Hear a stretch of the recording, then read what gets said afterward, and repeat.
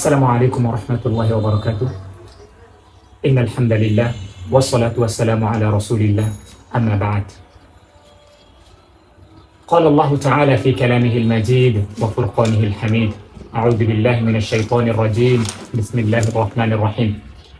ولقد يسرنا القرآن للذكر فهل من مدكر. وقال رسول الله صلى الله عليه وسلم: خيركم من تعلم القرآن وعلمه أو كما قال عليه الصلاة والسلام.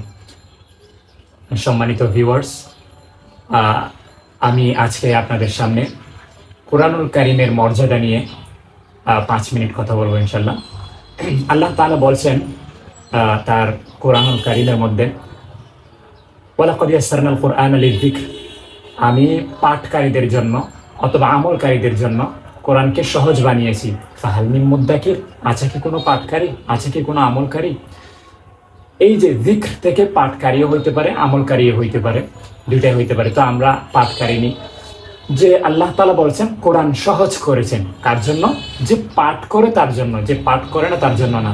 তো আমরা মনে করি কোরআন অনেক কঠিন, আমাদের দ্বারা হবে না। না ভাই, আল্লাহ তাআলা নিজেই বলেছেন যে আমি কোরআনকে কি করেছি? সহজ করেছি।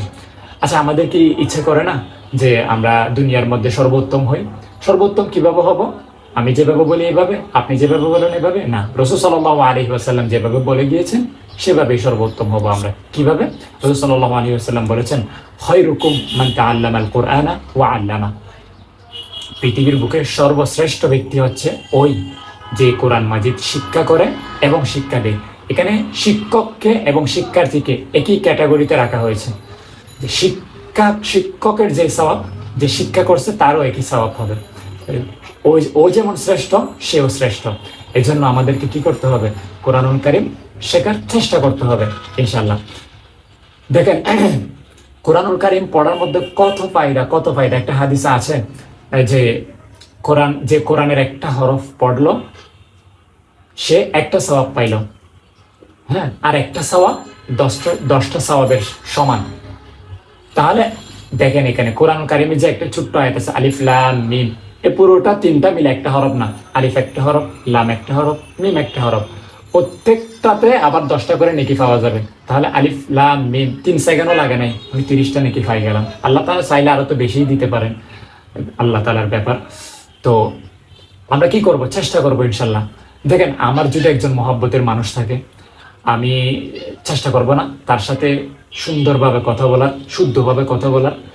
আচ্ছা, মুমিনের জন্য আল্লাহর চেয়ে মহব্বতের পাত্র আর কেউ হইতে পারে? আল্লাহর চেয়ে মহব্বত পাওয়ার বেশি উপযুক্ত আর কেউ হইতে পারে? হইতে পারে না। তো যাকে আমি বেশি মহব্বত করব তার সাথে শুদ্ধভাবে কথা বলতে চাইবো না? শুদ্ধভাবে অবশ্যই কথা বলতে চাইবো, অবশ্যই কথা বলতে চাইবো। তো শুদ্ধভাবে কথা বলার একটা উপায় আছে, সেটা কি? শুদ্ধভাবে আপনি কোরআন শিখেন। যত শুদ্ধভাবে শিখবেন তত শুদ্ধভাবে আল্লাহর সাথে কি বলতে পারবেন? কথা বলতে পারবেন। যে হাদিসের মধ্যে আছে আল কোরআনু হুজ্জাতুল লাকা আও আলাইকা। একবার চিন্তা করেন তো, যে কোরআন যদি আমাদের বিপক্ষ দলিল হয়, মানে কোরআন যদি আমাদের বিপক্ষে দাঁড়ায় কিয়ামতের দিন, আমাদের কি অবস্থা হবে? কি অবস্থা হবে আমাদের? আর যদি কোরআন আমাদের পক্ষে দাঁড়ায়, আমাদের কি খুশির আর অন্ত থাকবে? থাকবে না। তো আমরা কি চাইবো কোরআন আমাদের বিপক্ষ দাঁড়াক? কখনো চাইবো না। আমরা যদি না চাই কোরআন আমাদের বিপক্ষ দাঁড়াক, আমরা যদি চাই কোরআন আমাদের পক্ষে দাঁড়াক, আমরা বেহেশতে যাইতে পারি মতো কোরআনের উসিলায়, তাহলে আমাদেরকে কোরআন কি করতে হবে? শিখতে হবে। তো কোরআন হুজ্জাতুল লাকা আও আলাইকা, রাসূল সাল্লাল্লাহু আলাইহি ওয়াসাল্লামের হাদিস। কোরআন তোমার পক্ষ দলিল হবে কখন হবে? যখন তুমি কোরআন শিখবে, কোরআন মতো আমল করবে। আও আলাইকা, তোমার বিপক্ষে দলিল হবে কখন হবে? তোমার বিপক্ষে দাঁড়াবে কখন দাঁড়াবে? যখন তুমি কোরআন শিখবে না, যখন তুমি কোরআন অনুযায়ী আমল করবে না। আল্লাহ পাক রব্বুল আলামিন আমাদেরকে কোরআনের মজা বুঝার, কোরআনের গুরুত্ব বুঝার তৌফিক দান করুন এবং কোরআনকে গুরুত্ব সহকারে শিখার তৌফিক দান করুন। সকলে বলি আমিন। আসসালামু আলাইকুম ওয়া রাহমাতুল্লাহ।